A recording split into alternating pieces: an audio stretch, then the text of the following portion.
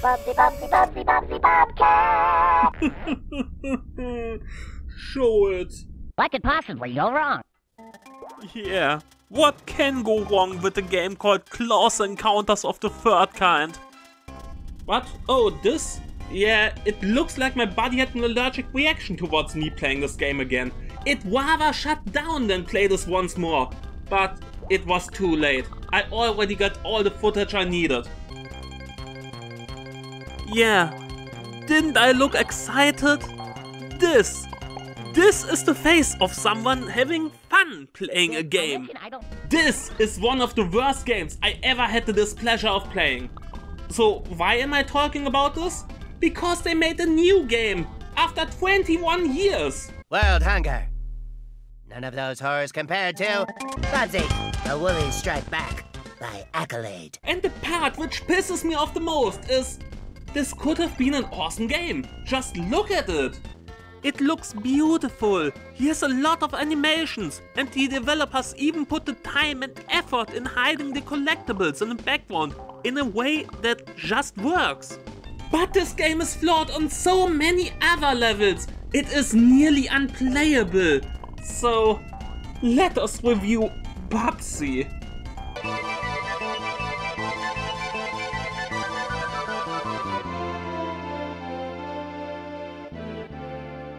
I hate Bubsy, and I have no idea why this game gets so many good reviews. And I do not only talk about the time this game was released, and every video game magazine was all about the new Mario or Sonic, or any other sort of new mascot. Even nowadays this game gets positive reviews.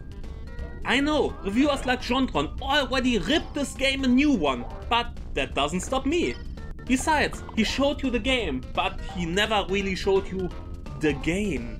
So, let us start with the story.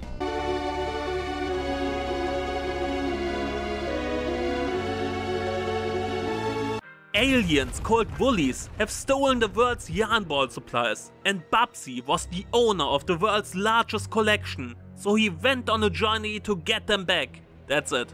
The whole story of this game is 2 sentences long. My intro takes longer than this. But they also tried to make a cartoon out of it.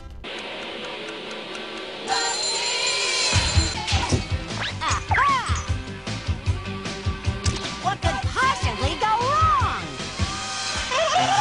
Thankfully, they never made more than 1 episode, so this was never a thing. Yeah, we dodged the bullet there. Okay, there was no story. Let's look at the gameplay. It is a 2D side-scrolling platformer. Oh, a video game mascot in a 2D platforming game. I have never heard this before. The controls are simple. You can move left and right. If you hold up and down, the screen scrolls a bit. Bubsy controls weird. I want to say he controls like every level is an ice level, but no, that's not it. It is more like the objects have a weird gravity in this game. Here, take a look at this. I move to the right and he keeps moving back towards the enemy. Could you imagine this in real life?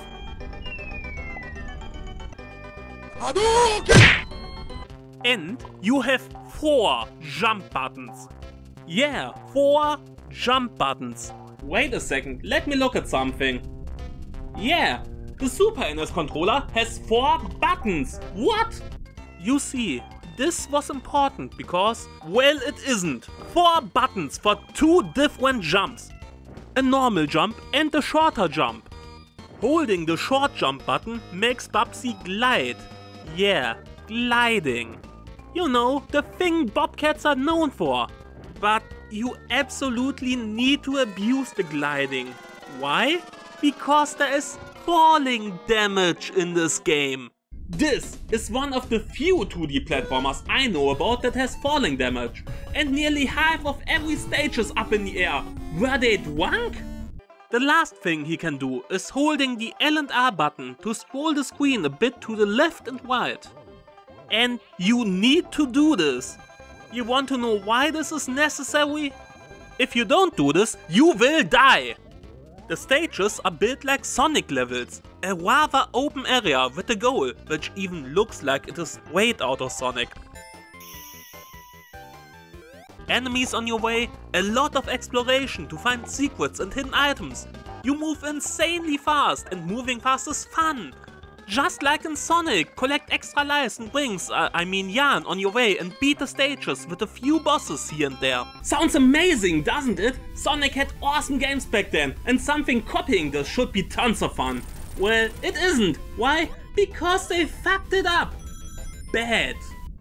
You see, you don't have a bonus hit like with Sonic's rings or Mario's mushrooms. In this game here, every single time anything hits you, and oftentimes because of bad hit detection, if nothing is touching you, you will die. So, the levels are made for you to run fast and explore it, but the moment you start running, you will collide with something out of your field of view. Or, if you jump without looking up, you will die, and the stage will start from the beginning. Okay, these yarn balls, which are everywhere, are no extra hits. So why should you collect them? If you get enough of them, you earn an extra life. Sounds good! Through this one-hit kill bullshit, you need all the extra lives you can get. Even if you are starting with 9 lives. Because he is a cat. Ha ha.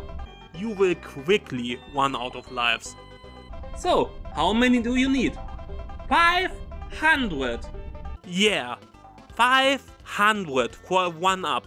Jesus, that's a lot. Most of the yarn balls are worth exactly 1. There are crates with yarn, which give a bit more, and big collections, which are worth 50 at once. But 500 for a 1-up, that sounds like a lot. So close, just a few more. I searched everywhere. Oh, the level is over. Well, all I have to do is collect a few more. What? The counter resets after each level. This is impossible. I have never gotten 500 yarns myself, so I am not even sure if they give you a 1-up. It is something I just heard about. There is absolutely no reason in searching the levels for these and collecting as much as you can. More likely, you will lose way more lives while doing this than you could ever get from collecting 500. So, the main collectible in this game is worthless. What else is there? Actually, there are some things worth collecting, like t-shirts. They give you 1 or 2 extra lives, that's good. But most of the times they are hidden somewhere difficult to get, so you will lose lives trying to collect them. So, good idea, but no. Just no. 2 invincibility items. Yeah, 1 wasn't enough. One resembling the star from Mario and the other turns Bubsy black. These are immensely helpful. The only time you can move fast is if you are invincible, but the whole game is built around you moving fast. Just look at the start of every level. His animation shows he is ready to sprint, but if you do this, this will happen. There are actually 2 things you're looking forward to find, well, besides the end of the stage. These exclamation marks are checkpoints. Touch them and the next time you die, so approximately 5 seconds in the future, you will start from this point on, and thankfully all the enemies you killed in your last life stay dead. But this could lead to problems like here. I didn't kill the enemy before the checkpoint, and this happened to me. Go ahead, make my day. Go ahead, make my Yeah, day. the game spawned me in a place where if I hit any button, Go ahead, make I my day. instantly die. I hate this game! And the absolute best thing you can find is this. This is a continue. Yeah, it's an old school game. It means if you run out of lives and continues, you are back at the title screen. You want to know how many continues you have at the start? 0. In my whole time playing this game, I have found 1 continue I managed to collect. The other ones I managed to find were places I have absolutely no idea how to enter. And that's about all the useful things you can find in this game. 2 invincibility items, extra lives and continues. That's it. There are some more boxes like the yarn ones, but they include obstacles like dynamite or text. And yeah, there are some special areas where you can collect items, but it's not worth looking for them either. So the intended way to play was searching the levels for items, beating enemies and going to the end. In reality, you just want to find the end as fast as possible so you don't run out of lives because of some bullshit. Your best friend in this game will be the password screen. You can get passwords for each of the 16 chapters. Speaking about the chapters, you have 6 different areas and 16 stages in total. Sounds like a lot, but well, we will get to this. So let's talk about them in order. The first area is the village. Don't worry, Babsy will say the worst thing you have ever heard in your entire life at the start of each stage. Is there a veterinarian in the audience? And every single time you die. What could possibly go wrong? Oh, puns. Puns are for people who aren't funny. I have the feline, he is not a cat. Get this out of here! Each area has 3 levels except for the final area. Well, the village isn't anything special. It's just your regular tutorial kind of level. Perfect for learning the controls, even if he controls horrible. Or to get hit by a piano, because it is funny? I already mentioned how similar the ending is to a Sonic game, but look at this boss.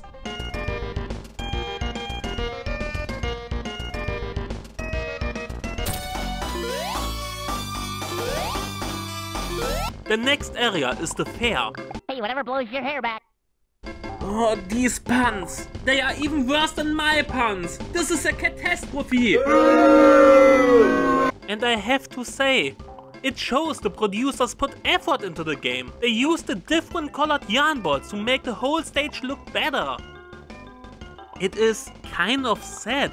They put work into it, but the mechanics ruin the whole game. The only good part in this game are the animations. Babsy even has a fun idle animation, where he tries to destroy the 4th wall. It's sad, but the best part of this game is watching Babsy die.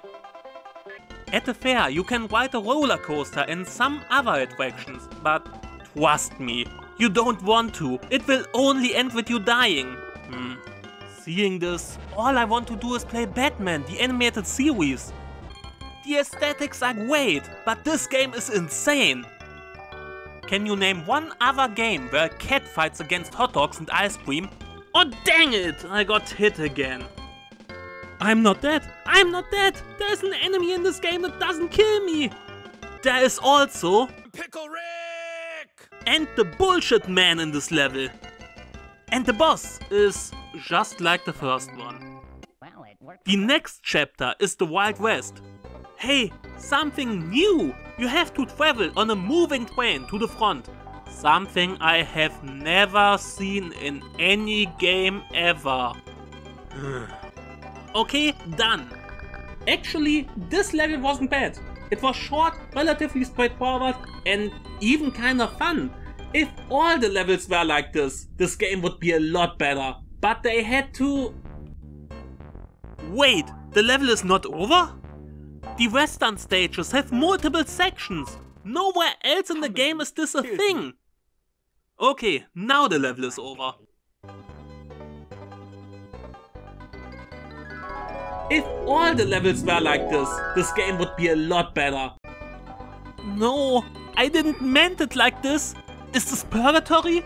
Am I forced to play this forever? Is this a glitch? Seriously, the first time I saw this, I thought this was the same level as before. A feeling you get on multiple stages in this game. They are just too repetitive. All I want to do is play Looney Tunes instead of this. The next chapter is the lake. The worst part of this already bad game. You see, the whole bottom of the stage is underwater. And being a cat, Bubsy hates water and dies if he even slightly touches it. Did this enemy just throw shit at me? And you have to fight a boss on a quick moving raft with these horrible controls. Fun! You know, Plok would be a fun game to play. Well, don't waste your time in the lake and let us go to the forest, where you jump on giant spider webs and climb trees. This reminds me of both Mickey Mouse games for the Super NES, Magical Quest and Mickey Mania. Why did they start hiding the exits? I had to search way too long to find it.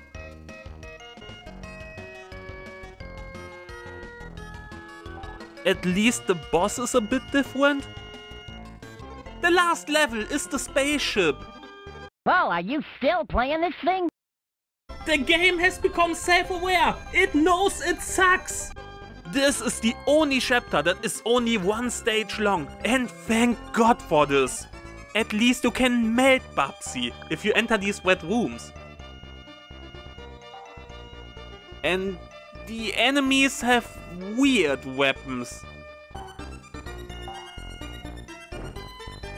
I cannot make this shit up. Those are cock cannons, shooting bubbles and lightning bolts. Do you remember Sparkster? Yeah, that was a good game. No, I have to finish this. Why is the sole purpose of this game reminding me of better ones? And for once, the end boss isn't a flying saucer. It's a two-headed woolly thing.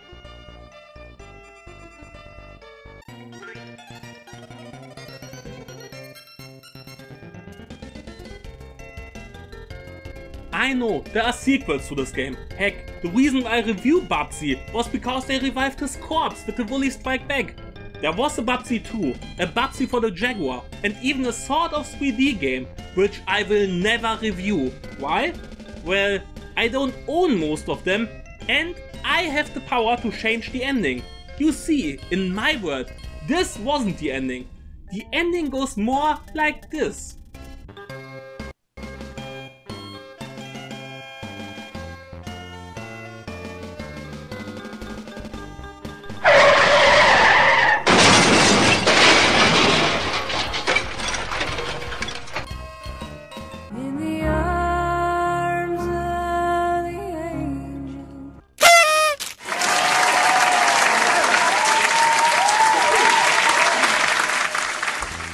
You know, all this game accomplished was reminding me of way better games, so why not show you one of my all-time favorite games, which you never have heard of because it was never released in the US. Terranigma! Hey, thanks for watching. Yes, I will talk about one of the best RPGs ever made, and it was only released in Japan and here in Europe. So, if you don't want to miss it, you should subscribe. If I made you smile, why not share it with a friend and leave a comment? Pretend the like button is my face and punch it!